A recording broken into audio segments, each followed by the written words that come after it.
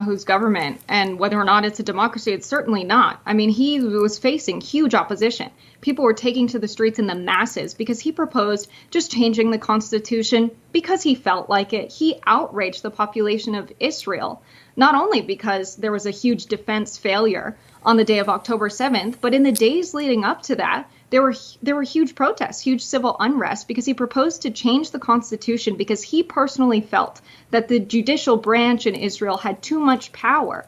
This is an autocratic regime as well. And if we call both of them terrorist organizations, which it sounds like you're welcome to do, the Hamas government and the Netanyahu government in Israel, let's look at the difference in the scale of the terrorism. You have the U.S. Democratic Party anti-democratic for wanting to reduce the power of the Supreme Court? It's the exact same thing. You have Israel carpet bombing Gaza, 6,000 bombs. There's no electricity allowed in. They're committing an act that is considered a war crime by international standards of collective punishment.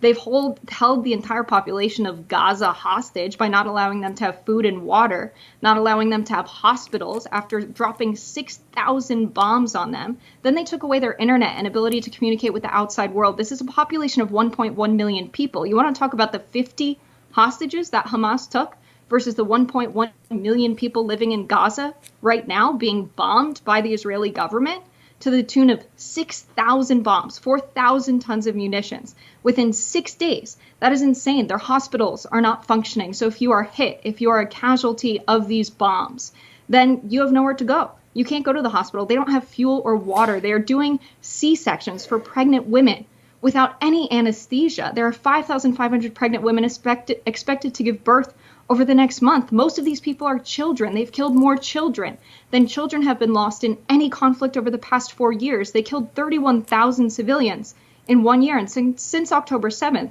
they've killed nearly 10,000 this year. It's over 8,000. And it's projected that that number is higher. Who's the worst terrorist organization?